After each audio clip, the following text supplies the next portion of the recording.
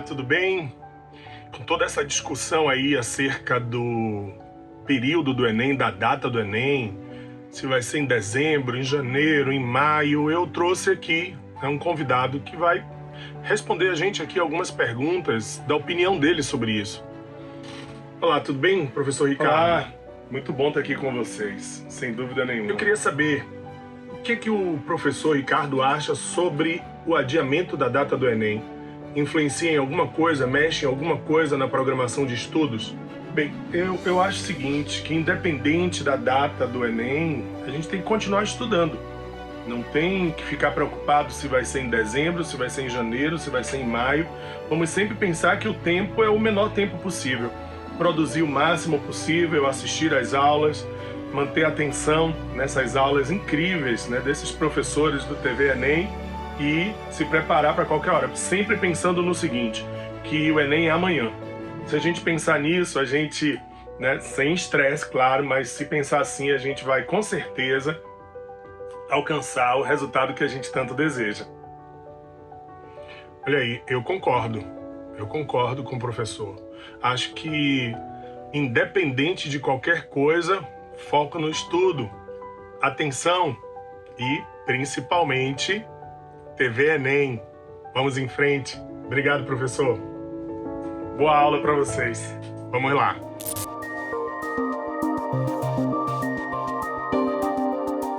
E aí, pessoal, tudo bem? Como é que estão vocês? Professor Raimundo Poeta, estou chegando aqui para trabalhar com vocês linguagens, a língua portuguesa, a última flor do lácio em Couto e Bela.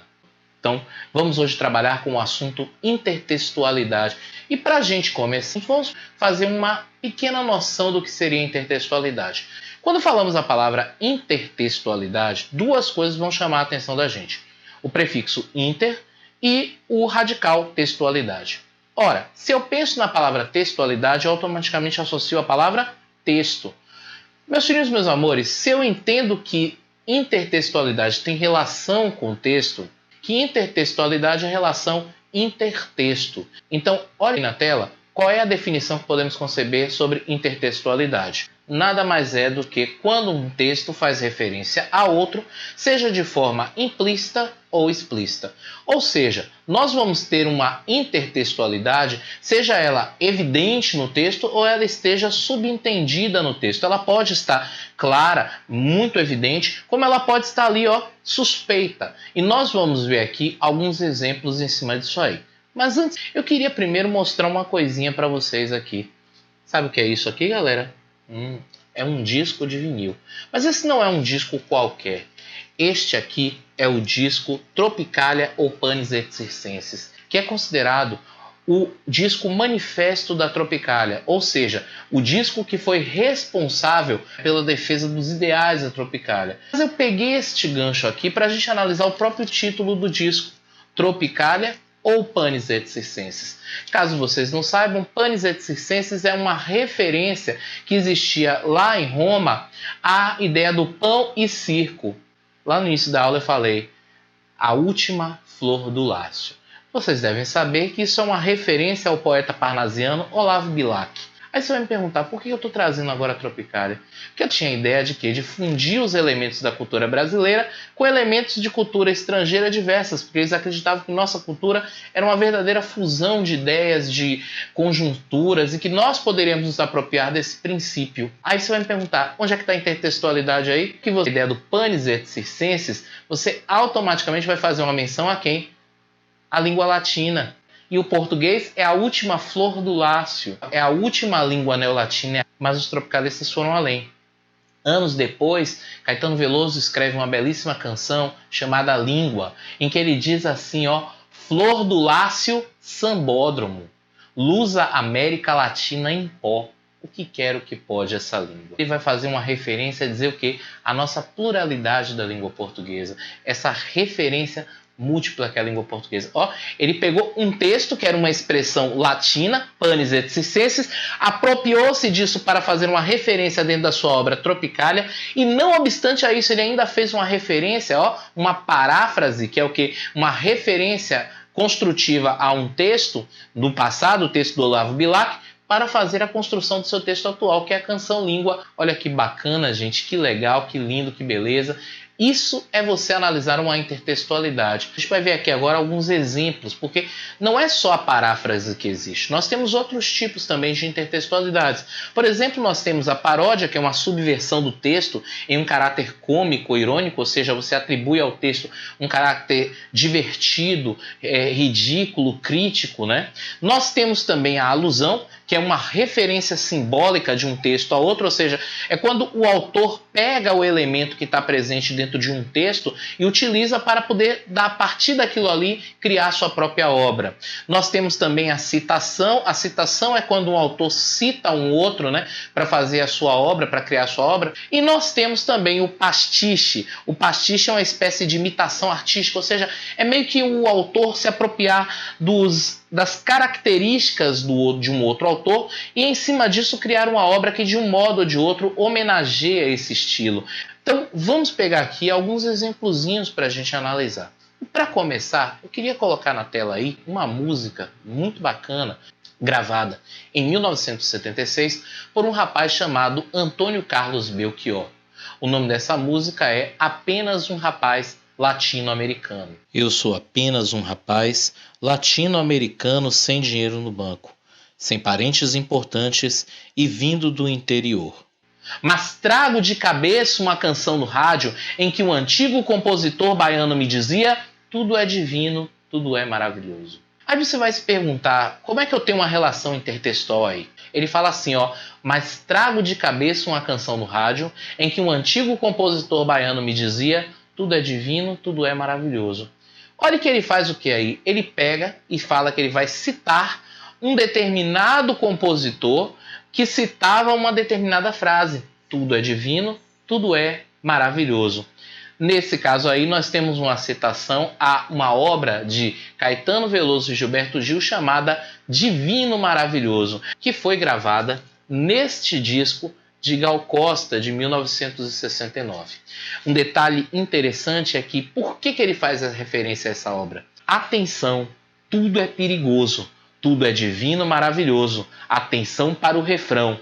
É preciso estar atento e forte, não temos tempo de temer a morte. Dentro daquela atmosfera cheia de problemas, de transtornos, de coisas ruins, nós precisamos, acima de qualquer coisa, aprender o quê? Que tudo é divino, maravilhoso. Ou seja, é uma forma de dizer que somos capazes de superar tudo aquilo ali. Divino, maravilhoso. Ou seja, não é pensar pelo lado ruim, pensar pelo lado bom. Quando o Belchior faz a referência a essa citação do antigo compositor baiano, Caetano e Gil, são dois compositores na realidade, é justamente para dizer o quê? Que apesar de ele ser um rapaz latino-americano, sem dinheiro no banco e sem parentes importantes e vindo do interior, ele tem que colocar que, apesar de todas essas adversidades, ele é capaz de superá-las, é capaz de vencê-las, e isso é uma característica de quem acredita em si. Acredite em si.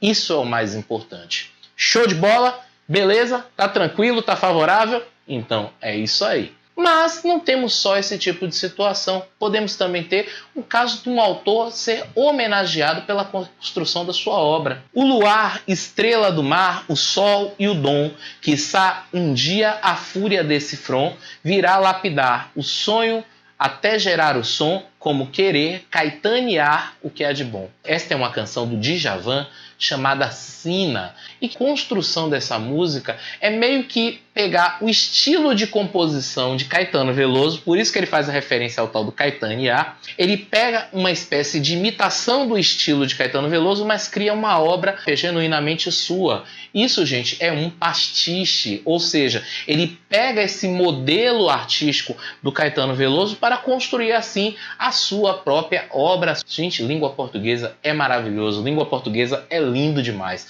Se você presta atenção, não tem como errar. E se você não erra, obviamente a alegria virá. Que alegria é essa? O resultado que aparecerá. Vocês já ouviram falar da Mona Lisa? Você já se perguntou por que o quadro é tão famoso? A gente sabe que a Mona Lisa é uma figura ímpar na sua construção artística. A ideia da perfeição das formas e tudo mais. Por ser uma obra artística, ela pode ser tomada como uma referência para uma construção? Claro que pode. E na história da música, na história da literatura, vários artistas utilizaram referência à Mona Lisa.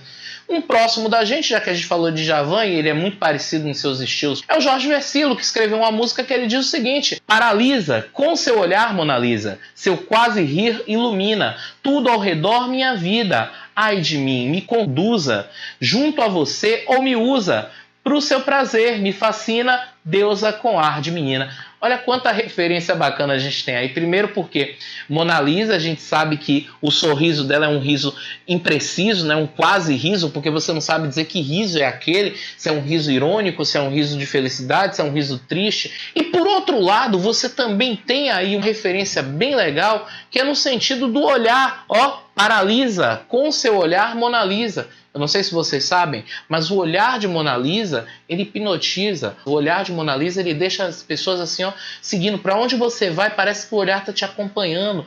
É algo assim até assustador, né? Diferente, estranho.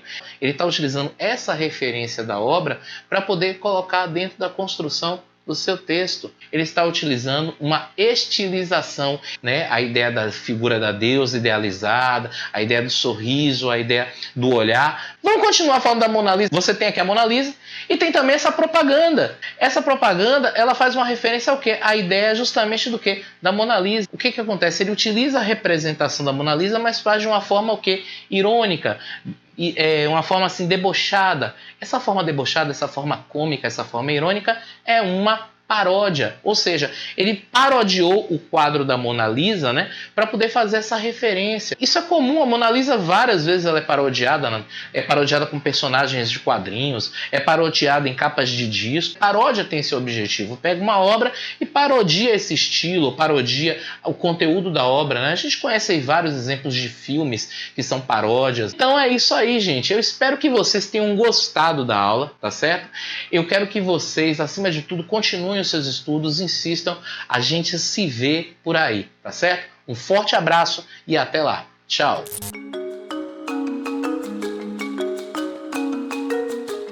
Olá, fera Enem, aqui é professor de Edson, direto para a TV Enem. A discussão que a gente traz hoje para dentro da sua casa é nada mais, nada menos do que a mineração, o ciclo da mineração no Brasil.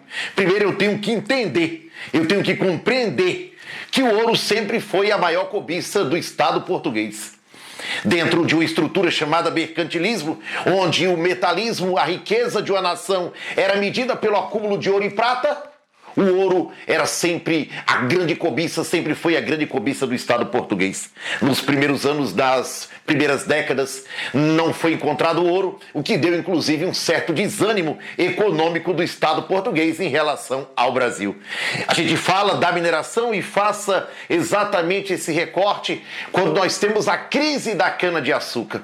E aí, diante da crise da cana-de-açúcar, o Estado português, Portugal, a coroa, necessitava de um outro produto, de uma outra atividade que lhe desse sustentação. E aí nós teremos várias expedições em direção ao interior em busca de riquezas. A essa expedição nós vamos dar o nome de bandeirismo. Os bandeirantes. Tínhamos basicamente 3 tipos de bandeirismo: o bandeirismo apresador, o bandeirismo prospector e o bandeirismo de contrato. O bandeirismo apresador era aquele que capturava índios. O bandeirismo de contrato, o sertanismo de contrato, era aquele que em busca de escravos fugitivos. E temos o bandeirismo prospector, que era exatamente aquele que ia em busca de ouro. E esse ouro foi encontrado. A descoberta de ouro no Brasil vai trazer uma nova estrutura, um novo panorama. Comparando a cana-de-açúcar com a mineração vai trazer uma sociedade urbana, vai trazer uma sociedade com uma sensação de mobilidade social, vai trazer a mudança da capital ratificada pelo primeiro-ministro do rei português, Marquês de Pombal, para o Rio de Janeiro. Nós temos a mudança da dinâmica, um certo mercado interno, uma mão de obra que predomina escrava, mas também ao aumento do trabalho livre, ao aumento do comércio, há uma outra dinâmica. A descoberta de ouro no Brasil vai trazer uma grande preocupação do Estado português, principalmente em perder essa grande pedra, essa grande riqueza. Por isso, o Estado português vai criar a chamada Intendência das Minas. A Intendência das Minas era o órgão máximo que tinha função judicial, tributária e administrativa. Todas as questões relacionadas ao ouro passaria pela Intendência das Minas, que tinha seus militares, que eram os dragões reais. A descoberta de ouro no Brasil, eu tenho que avisar a Intendência das Minas. A Intendência das Minas ia até a região, que nós vamos chamar de Data, demarcava essa área. E só assim o bandeirante, o minerador, poderia dar início ao processo de exploração do ouro. Iniciando o processo de exploração do ouro, a dinâmica do ouro, a febre do ouro, cuja população na região das Minas Gerais cresceu de forma assustadora, monstruosa, devido ao poder aquisitivo, devido ao brilho e à cobiça que o ouro traz. Quando a Intendência das Minas autorizava, pode garimpar, e era iniciado o garimpo. Ao descobrir o ouro, o primeiro grande imposto que o bandeirante, que o minerador deveria pagar era o quinto, 20% de todo o ouro encontrado. 20% de todo o ouro encontrado deveria ser pago ao Estado português. Era o chamado quinto. Imposto proporcional descobre-paga, descobre-paga. Além desse imposto, tínhamos um outro imposto, que era a finta. A finta correspondia a 30 arrobas de ouro da região mineradora, 450 quilos. Além desses dois impostos, podemos acrescentar ainda a captação. 17 gramas de ouro por escravo ou pessoa que estivesse na região mineradora chamada de data. Esses eram os 3 principais impostos que a coroa portuguesa cobrava. Por que tanto imposto, de Edson? Primeiro, para sustentar uma corte. Segundo, porque o Estado português ele devia aos ingleses, devido a um tratado assinado no ano de 1703, chamado Tratado de Methuen, que era o Tratado de Panos e Vinhos. Nesse tratado, Portugal vendia seu vinho para a Inglaterra, a Inglaterra vendia seu pano para Portugal. Nesse vai e vem de tecido e vinho, Portugal comprava mais tecido e vendia menos vinho, tinha um déficit e esse déficit era pago com o ouro brasileiro. Por isso que tem uma frasezinha que diz: o ouro deixou buracos do Brasil, deixou igrejas em Portugal e deixou fábricas na Inglaterra. Então a pressão do governo português em torno dos impostos para que pudesse arcar com toda a sua estrutura econômica, financeira, fez com que o contrabando fosse enorme. O contrabando era enorme em relação ao ouro. E aí a coroa portuguesa, para evitar o contrabando, criou as chamadas casas de fundição. Agora, todo ouro encontrado deveria ser levado às casas de fundição. Lá retirava-se um quinto, transformava em barras, gravava o selo real, era o chamado ouro quintado. E dessa maneira o ouro poderia circular livremente no território brasileiro. Esse foi um dos mecanismos criados pelo Estado português para poder evitar o contrabando. Mas esse ouro ele vai se esgotar rapidamente, fera Enem. Esse ouro se esgota rapidamente e quando ele se esgota, e aí? O Estado português endividado, a coroa portuguesa basicamente com 2 posturas, evitar o contrabando e arrecadar impostos. O que acontece? Com a queda da arrecadação tributária, a coroa portuguesa, e essa crise, essa queda da arrecadação tributária se dá por vários fatores: o próprio contrabando, a exploração predatória, a falta de técnicas, a falta de recursos, levou ao esgotamento rápido da mineração. E aí a coroa portuguesa, ao invés de reduzir os impostos, aumenta, criando o chamado, que vocês devem estar esperando eu falar por ele, que era o chamado derrama, que era a cobrança dos quintos atrasados. Os quintos atrasados eram o derrama. Ou seja, agora você deveria pagar uma quantidade determinada pela coroa, que seria no total 100 arrobas de ouro, ou seja, 1.500 quilos de ouro deveria sair da região mineradora. Isso provocou inclusive revoltas, que aliás nós temos várias, que no decorrer das aulas nós vamos falar. E aí uma delas será a Inconfidência Mineira, que acontece diante da crise da mineração. Portanto, estudar mineração é estudar os contextos. Estudar mineração é estudar as transformações, o impacto que a mineração provocou no Brasil. É estudar a grande questão tributária que nós falamos aqui para vocês, principalmente o quinto e o derrama, e compreender que durante esse período nós temos uma série de revoltas que marcam a história do Brasil. A exemplo, a Guerra dos Emboabas, a Revolta de Vila Rica e a Inconfidência Mineira, que elas serão o grande rejunto social de contestação que nós teremos dentro do ciclo, ou dentro da estrutura, ou da época mineradora do Brasil. Então, é interessante que a gente analise todos esses contextos para que a gente se dê bem no Enem. Esse foi o professor de Edson. Até a próxima. Valeu!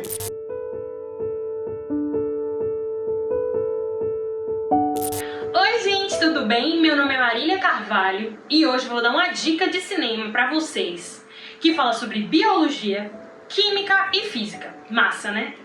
O nome do filme é Aniquilação. Ele conta a história de uma bióloga que é convidada a entrar numa área onde caiu um meteoro.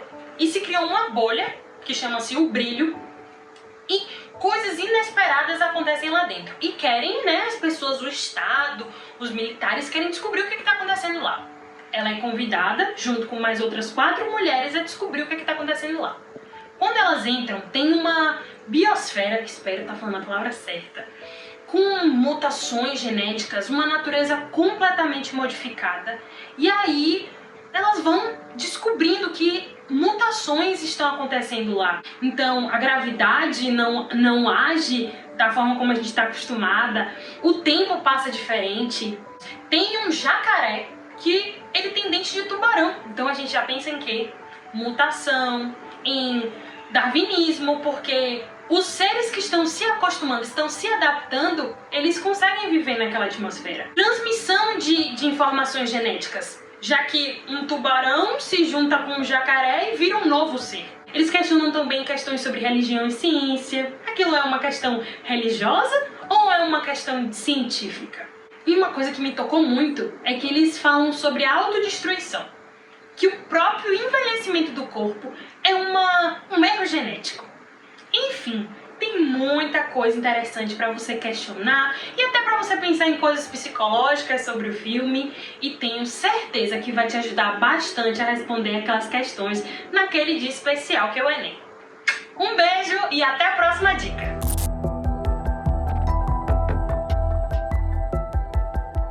Olá, amiguinhos! Tudo bem? Bom, hoje eu tenho muita coisa para dizer. Então vamos direto ao ponto, portanto foca na aula. O nosso bate-papo hoje, Reino Animalia. Os animais surgiram a partir de uma organização colonial, de um grupo de organismos flagelados, chamados de coanoflagelados. E que eram coanoflagelados? Eram protozoários, tá? Essa organização colonial tornou-se tão dependente uma da outra, que agora a colônia se tornou um organismo só. E esse organismo deu origem aos animais. Qual é a prova que nós temos disso? Quando nós olhamos lá para os poríferas, as esponjas, Bob Esponja, ele apresenta um grupo de células especializadas na captura de alimentos chamado de coanócito, tá? Que tem um aspecto igualzinho aos coanoflagelados. Uma coisa interessante é que os animais são multicelulares, as suas células são eucarióticas, núcleo com DNA dentro dele, uma diversidade de organelas. Além disso, essa célula não apresenta parede celular, como nos fungos, como nas bactérias, como nos vegetais. Além disso, esse organismo não realiza a conversão de energia, que é a fotossíntese. Por que não faz isso? Porque ele não apresenta cloroplasto. E aí, Wellen, o que eu tenho que saber mais? Aqui no Reino Animalia existe uma característica chamada de simetria, que é quando você corta o animal, tá? Você pode cortar ele em múltiplos pedaços iguais ou em 2 pedaços iguais. Quando a gente fala em 2 pedaços, simetria bilateral, e em múltiplos pedaços, simetria radial. E por que é importante saber disso? Porque quando a gente sabe o tipo de simetria, eu sei o hábito de vida. Por exemplo, animais que têm simetria radial, eles são basicamente sésseis ou apresentam muito pouca capacidade locomotora. Já os organismos que apresentam simetria bilateral, como nós, ó, o que acontece? Nós temos a capacidade de locomoção. Nós se locomovemos no ambiente, tá? Nós nos locomovemos no ambiente. Então isso é importante, tá? Saber. Mas quem são os grupos de animais? Bom, são 9. Vamos contar? Porífera, quinidário, platelminto, nematelminto, molusca, anélida, artrópoda, equinodermas e cordados. Bom, eu vou ter que saber todos esses 9, sim. Mas na verdade são 30, mas são mais desses 9. O que eu tenho que saber de cada um? Características básicas. Como assim as características básicas que eu preciso saber de cada grupo de organismo desse? Bom, essas características são muito importantes para a gente entender muita coisa sobre o reino animal. Quando a gente olha, por exemplo, para os poríferas são as esponjas, são os organismos basais. Eles não apresentam simetria, são sésseis. E por que são chamados de animais? Porque eles apresentam algumas características presentes em todos os organismos animais, que é, por exemplo, tecido epitelial, tecido conjuntivo. Mas esse organismo, ele não tem sistema nervoso, não tem sistema digestório, não tem sistema respiratório, não tem nada. Sabe por quê? Porque ele não sofre um evento chamado de gastrulação na sua fase embrionária. É a gastrulação que vai fazer, que vai realizar o aparecimento dos tecidos embrionários, que vão dar origem ao tecido nervoso, tecido cardíaco, digestório, que vai futuramente dar origem a órgãos e sistemas. Mas, quando a gente já olha para os quinidários, que são as águas-vivas, os corais, esse grupo é chamado de diblástico. Por quê? A sua gastrulação, ó, já apresenta a gastrulação. A gastrulação nele origina 2 tecidos, que é a endoderme, que é o interno, e a ectoderme, que é o externo. Esses 2 tecidos favorecem o aparecimento de um sistema nervoso primitivo, um sistema muscular primitivo e um sistema digestório primitivo. Nesse caso, incompleto, porque tem apenas uma boca. Uma saída que funciona como boquianos. Mas, passando pelos quinidárias, a gente vai ter agora um grupo chamado de bilatéria. O que é bilatéria? Simetria bilateral. E é um grupo triblástico, ou seja, todos os grupos agora apresentam pelo menos 3 floreiros embrionários, que são a ectoderme, a mesoderme e a endoderme. Começando pelos platelmintos. E platelminto tem 3 grupinhos aqui que são bem interessantes. Os tubelária, que são as planárias, que são de vida livre. Os trimátodas, que é importante você saber que é o causador da extossomose, que é aquele verme chamado Schistossoma massoni, tá? E os cestodas. Quem são os cestodas? A tênia. A tênia sório, típica do porco, que apresenta um ganchinho, e a tênia saginata, que é a do boi. É bom analisar esses 2 parasitas porque eles caem bastante nas provas, ok?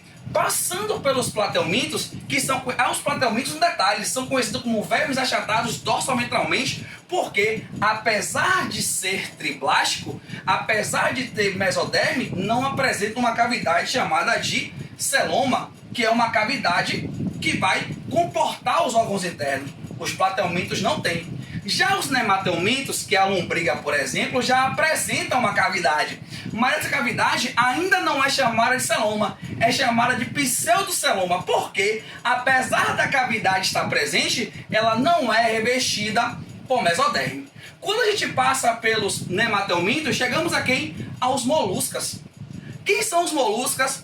São aqueles que apresentam concha, tá? Por exemplo, ó, bivalve, as ostras, os caramujos e caracols, que são os gastrópodas, e os cefalópodas, que são polvos e lulas, que tem um sistema nervoso tão complexo como o nosso. Estudar as lulas é algo simplesmente fascinante, tá? Passando pelos moluscos, chegamos aqui aos anélidas. E aí a gente vai falar aqui, sabe de quem? Da minhoca e de um bichinho que é um parasita, mas ele está sendo utilizado para fins medicinais, que é a aqueta, chamada de sanguessuga, Airudus medicinalis, tá? É utilizada para fim terapêutico. Olha que legal, bem interessante, né? E aí, quando a gente passa os anélidas, a gente chega no grupo de maior biodiversidade dentro do reino animalia. São 1.200.000 espécies, 900.000 só de insetos. Eu estou falando dos artrópodas. E o que é que justifica tamanho sucesso evolutivo dos artrópodas, Wellen? Bom, os artrópodas apresentam uma armadura chamada um exoesqueleto, que é uma armadura quitinosa. E essa quitina, ela protege esse animal. Tanto é que para ele crescer, ele abandona o exoesqueleto e cresce, que é o fenômeno da ecdise. E o que é legal é que os artrópodas apresentam crescimento assim, ó, em escadinha. Quando você vê um animal na prova, um crescimento em escadinha, vá por mim, é uma artrópoda. Pode ser um inseto, pode ser um aracnídeo, que é uma aranha, um carrapato, um escorpião, pode ser uma lacraia, tá? Pode ser um caranguejo, um camarão, porque todos eles são artrópodas. E aí, ó, quando a gente passa pelos artrópodas, a gente chega nos equinodermas. Qual é o detalhe? Os organismos que eu falei até aqui, que foram molusca, anélida, artrópoda, nematelminto, desculpe que eu não citei, esses organismos são conhecidos como protostômios.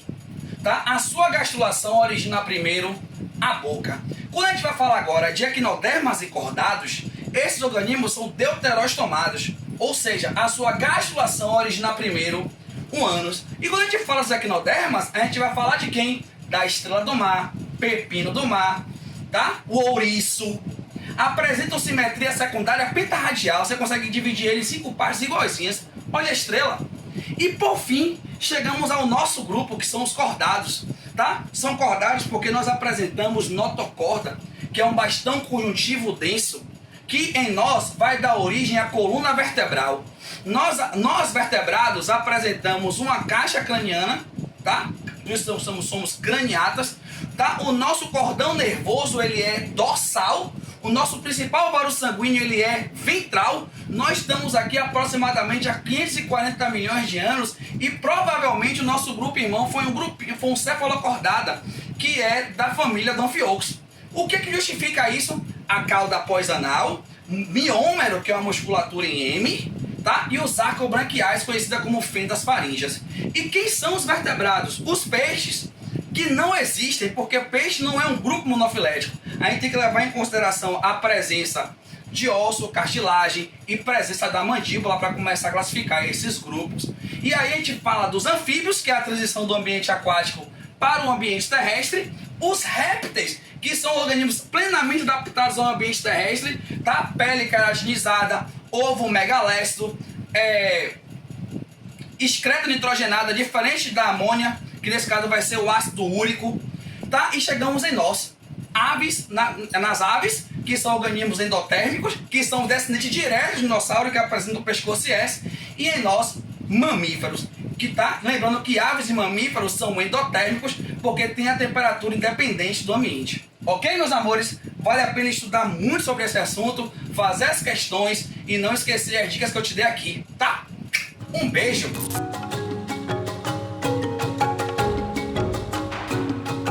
E aí galera, tudo bem com vocês? Hoje vamos resolver questões de grandeza diretamente, inversamente proporcionais e questões do Enem. Vamos lá? Veja bem, a primeira questão é a seguinte, o Enem 2013 fala assim: para se construir um contrapiso, é comum na constituição do concreto se utilizar cimento, areia e brita, na seguinte proporção: 1 parte de cimento para 4 partes de areia e 2 de brita. Para construir um contrapiso de garagem, uma construtora encomendou um caminhão betoneira com 14 metros cúbicos de concreto. Qual é o volume de cimento em metros cúbicos na carga de concreto trazido pela betoneira? Bom, a questão 1, então, ó, existe outras formas de fazer, tá? Nós vamos fazer utilizando o conhecimento de grandeza diretamente proporcional. Temos aí 14, metros cúbicos de concreto. E vamos dividir ele diretamente proporcional, tá? Então lembre-se aí que é grandezas diretamente proporcionais, tá? Ao caso em que a gente tem, o 1, 4 e 2. Temos aqui cimento, areia e brita, tá? Então vamos solucionar aqui na forma que já conhecemos. Cimento está para 1, assim como areia está para 4, assim como brita está para 2. E aí vamos fazer o quê? Soma em cima, soma embaixo, né? Então botando na ordem aqui fica A mais B mais C, né? Tá? Aqui embaixo vai ficar 1 mais 4 mais 2. sabe que somando em cima A mais B mais C é o valor total, né? Que no caso é o quê? 14 metros cúbicos. 14 metros cúbicos. Então dividido por quê? Pela soma embaixo ali que dá 7, ou seja, vai ser igual a 2, que é a nossa constante de proporcionalidade. E aí teríamos que fazer, na verdade, né? Os 3 casos aqui, esse, que é tudo em igualdade. Mas só vou fazer realmente o que ele pede, que no caso é esse aqui, ó. Tá? Ele só pede isso aqui.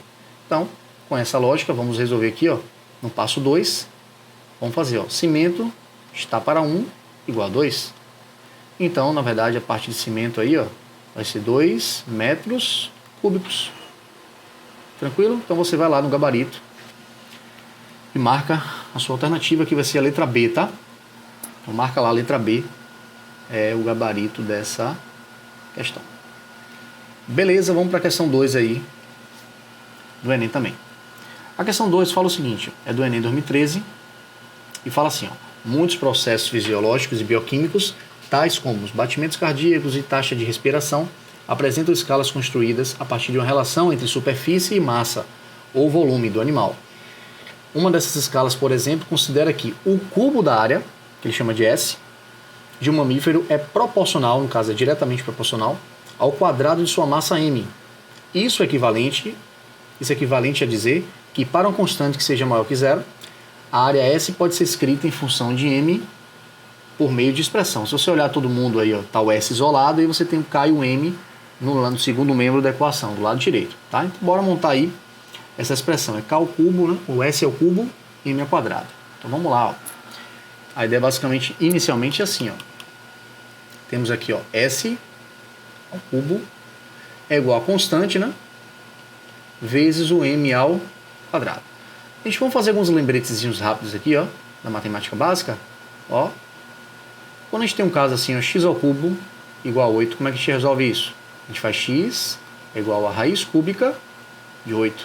Você pode fatorar o 8, pode botar 2 ao cubo, vai cortar o 3, né? Então ficaria, na verdade, ou fatora, ou já escreve assim, se você enxergar, simplifica esse 3 com esse 3 aqui, e vai dar o quê? 2. Tá? Então aqui a mesma coisa, então vai ficar S igual a raiz cúbica, tá?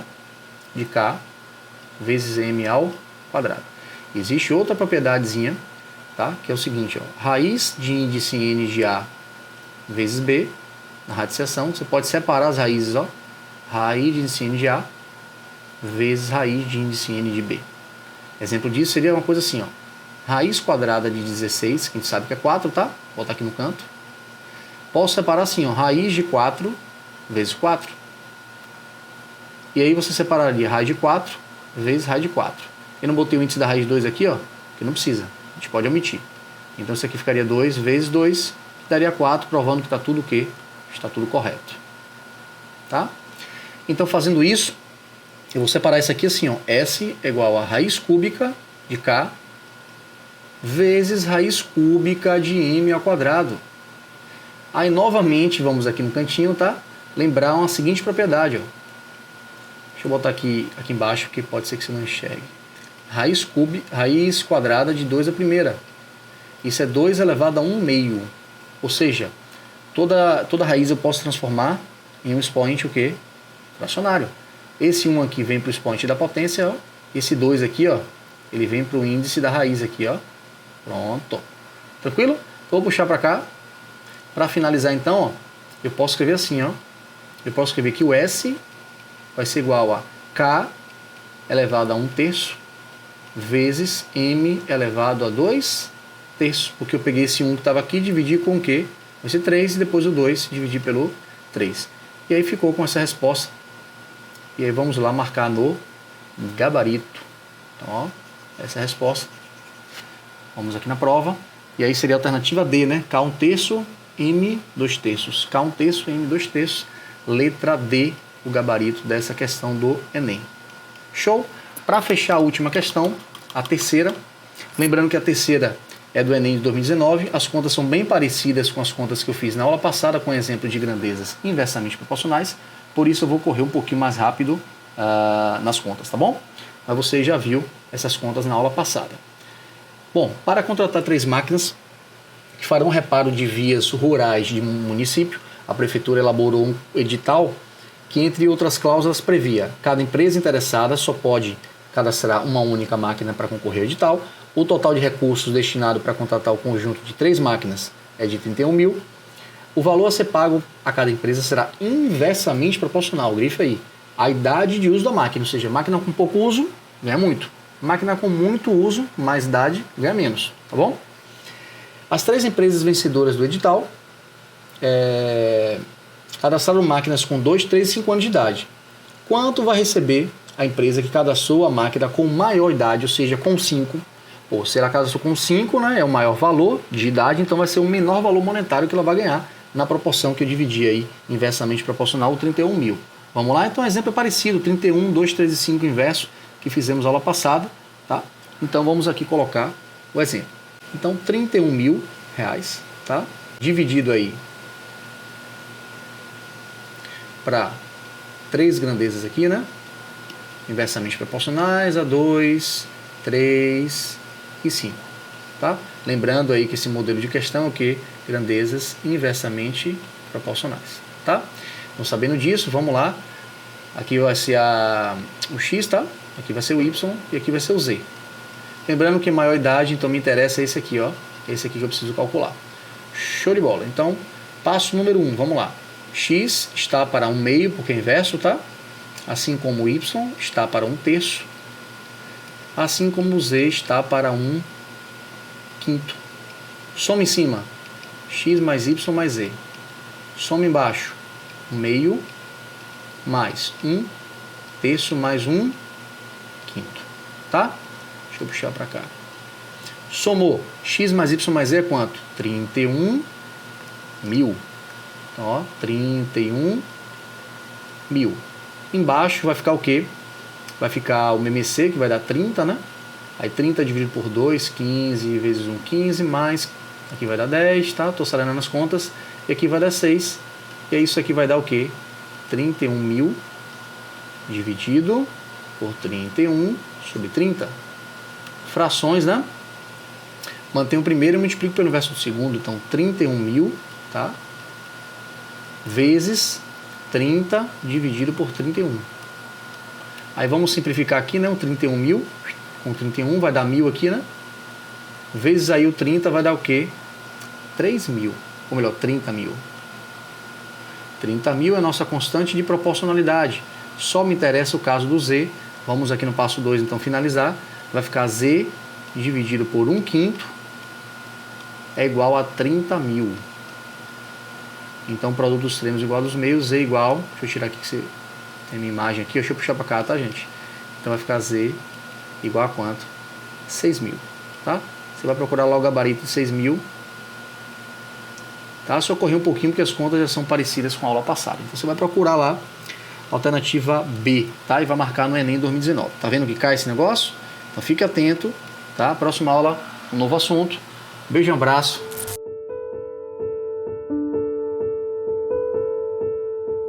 Fala, galera! Tudo bem com vocês? Já me conhecem, eu sou Manuela Carvalho, fisioterapeuta, e eu tô aqui para dar dica na prática para vocês trabalhar o corpo de vocês e melhorar a sua postura para essa maratona aí que vocês estão passando. Já fizeram exercício cardiorrespiratório, agora vamos trabalhar a nossa postura.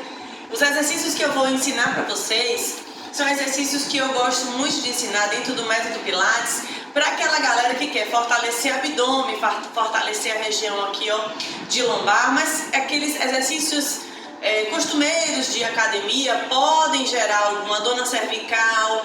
Às vezes a gente já não tem esse fortalecimento todo do abdômen e a gente pode fazer e trabalhar o abdômen sem precisar forçar demais outras regiões. Bora para a prática. Simples. Você vai deitar de barriga para cima. Vai suspender as duas pernas, tudo bem? A mão vai ficar apoiada aqui, lembrando sempre de afastar o ombro da orelha. Subiu aqui, você só vai descer um pé, voltou, desceu outro pé, voltou, desceu outro pé, voltou. Coisa simples, né? Nem precisa falar. Quantas vezes a gente pode fazer? Umas 3 séries de 20 está de bom tamanho. Ainda assim, de barriga para cima, tem um exercício muito legal também e que não força tanto a coluna, tá? Dobrei as pernas. Dessa vez a gente vai abrir os braços e eu vou girar as duas pernas juntas para um lado, tá? Faz uma forcinha para voltar, girou para o outro lado, faz uma forcinha para voltar, na mesma quantidade de vezes. Aí a gente vai trabalhar a outra região, que é a região da coluna. A gente vai fazer um exercício chamado paraquedas. Exercício muito legal. Você vai botar a mão para baixo, vai suspender os braços e as pernas ao mesmo tempo. Se tiver muito difícil, pode deixar a perna encostada no chão, tá bom? E ó, subi, segurou, segurou, segurou, segurou, segurou, desci, beleza? Subiu de novo. Mantém. Lembra de contrair o abdômen quando subir, descer. Todos esses exercícios são interessantíssimos e vão beneficiar muito na postura de vocês e ajudar ainda a fortalecer essa musculatura, tá bom? Bora praticar!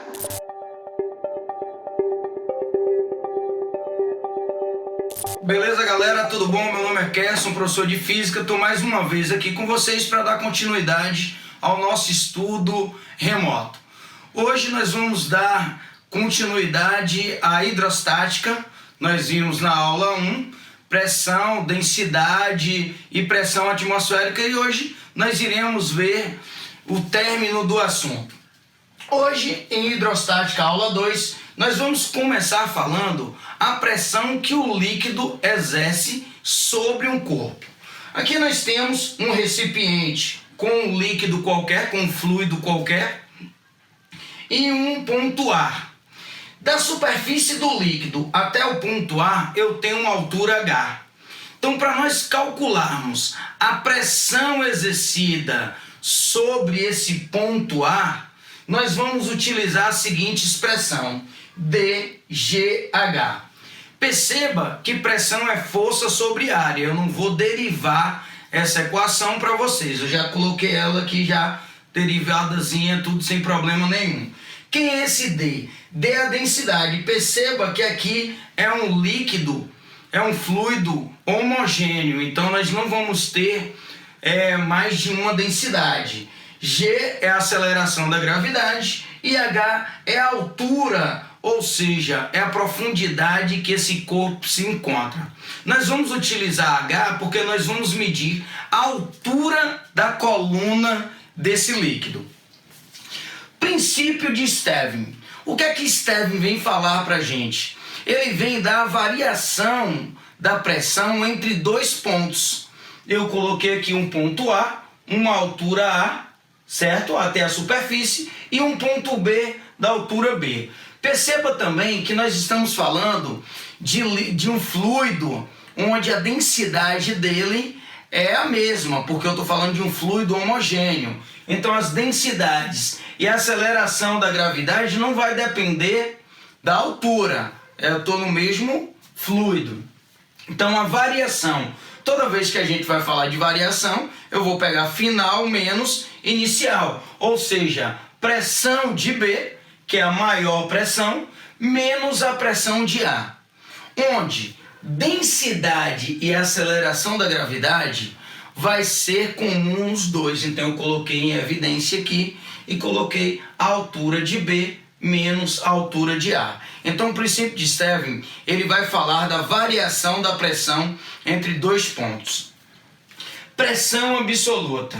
A pressão absoluta, ela tem a ver com o aumento da pressão em uma determinada substância, tomando como base que acima do fluido eu ainda tenho a pressão atmosférica, que é representada como PO. Então eu tenho a pressão do líquido em um determinado ponto e tenho sobre esse líquido a pressão atmosférica. Para nós calcularmos essa pressão absoluta, a pressão final vai ser a pressão inicial, que é a pressão atmosférica, mais densidade, aceleração da gravidade e altura. Certinho? Então, pressão, o princípio de Stevin é a variação da pressão, e a pressão absoluta é a pressão hidrostática, a pressão de um fluido, juntamente com a pressão atmosférica. Vamos falar um pouquinho também de vasos comunicantes. Quando você chega em um lago, que você olha o lago, você não sabe onde é que está a parte mais funda e a parte mais rasa. Por quê? Porque o líquido, quando ele exerce a mesma pressão, ele vai ficar em uma lâmina homogênea, uma lâmina uniforme. Ou seja, quando eu chego em um lago e olho o lago de cima, eu vou ver o quê? Como a pressão atmosférica está exercendo sobre toda a superfície do líquido de uma maneira homogênea, não importa se tem uma parte mais funda ou uma parte é diferente da outra, que a altura da coluna do líquido vai ser a mesma.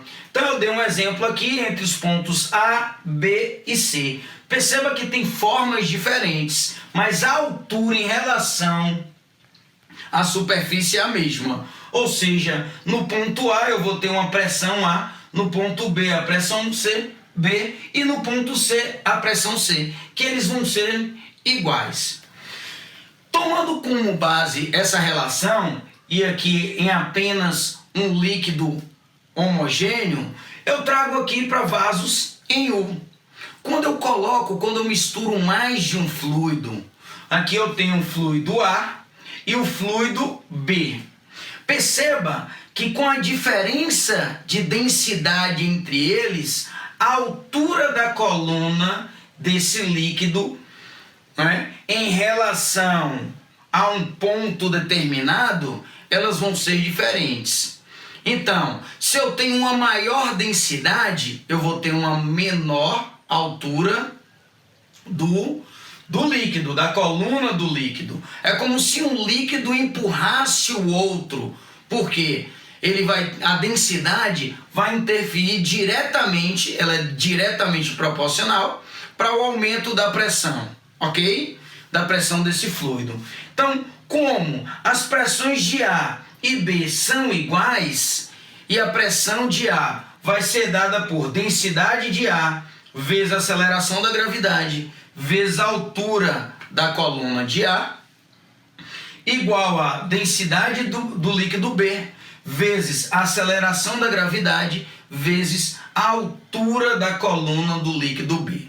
Perceba que nós temos a aceleração da gravidade em ambos, então eu posso simplificar um com o outro, e a relação de líquidos de diferentes densidades vai ser densidade de A vezes a altura de A é igual densidade de B vezes a altura do líquido B. Falamos agora do princípio de Pascal. O princípio de Pascal ele vem trazer algumas características básicas e é um dos princípios mais utilizados no freio dos carros, no prensa hidráulica, é um outro nome também desse princípio, onde quando você exerce uma pressão no fluido, essa pressão ela é transferida integralmente para todas as partes do fluido.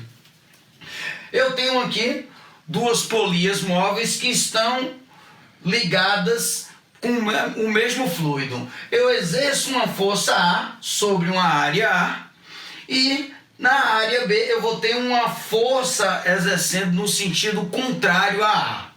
Como a área A é menor do que a área B, eu vou ter também uma relação entre a força A menor que a força B. Perceba que esses dois, como a pressão ela é a mesma em todo o fluido, as pressões tanto em A quanto em B são iguais. Daí eu vou tirar a seguinte equação: força de A sobre área de A, que é a equação de pressão, que é igual a força de B sobre área de B. Nós temos também o teorema de Arquimedes. Quem nunca viu falar sobre a palavra eureka? Tem uma historinha de Arquimedes que ele descobriu essa relação do empuxo. Como é que você se sente mais leve imerso em um fluido? Quando você entra na piscina, você sente que seu peso diminuiu. Na verdade, não é seu peso que diminuiu, porque quando nós estamos imersos em um fluido, aparece uma segunda força, contrária ao peso, que é o empuxo, representado pela letra E. Nós podemos derivar também o empuxo através da equação de força sobre área, mas eu já vou colocar a equação pronta, onde empuxo é igual densidade do fluido, então eu tenho o mesmo fluido, V desse é volume deslocado, então quando eu coloco um corpo imerso em um fluido, ele desloca um volume, e esse volume tem o mesmo valor do volume do recipiente que está imerso, e G é a aceleração da gravidade. Nós temos também o peso aparente, é aquele peso que nós achamos que diminuiu do nosso corpo quando estamos dentro de uma piscina, é chamada de peso aparente. O peso aparente vai ser o peso real menos o empuxo. Um exemplo desse peso aparente eu posso dar aqui. Quando eu coloco uma bola, por exemplo, mergulho a bola dentro de uma piscina e solto, o empuxo é maior do que o peso, então ele puxa a bola para a superfície. Um corpo que fica em equilíbrio, né, dentro dessa piscina ou do fluido qualquer, é porque chegou onde o empuxo, que é um peso, é igual ao peso normal. Lembrando que o empuxo ele é uma força, então é medida em newtons. E quando um corpo decanta, ele vai ficar na parte de baixo, em uma piscina, por exemplo, ele desce, significa que o empuxo é menor do que o peso. Galera, um grande abraço para vocês, espero vê-los logo logo. Fantásticos professores, maravilhosos. Então estamos aqui de volta. Lembrando a vocês que estamos permanentemente à sua disposição. Já estamos quase completando 200 aulas. Professor Ricardo, se o aluno quiser, se o estudante quiser acessar alguma plataforma, onde é que ele tem que ir? Ah tá, tvenem.com.br. Você não pode esquecer disso. Tem que estar lá todos os conteúdos distribuídos por disciplina. Maravilha. E mais, e nas redes sociais, nas plataformas de vídeo, canal Escritório do Pensamento, nas plataformas de vídeo, Escritório do Pensamento. E tem mais, né? Onde é que tá mais também o TV Enem? Sempre nos canais abertos, nas TVs a cabo. São muitas as opções para poder você não perder as aulas do TV Enem. Então pronto, cara. E como a gente sempre diz, hein, professor? Paz e luz para vocês. E até a próxima.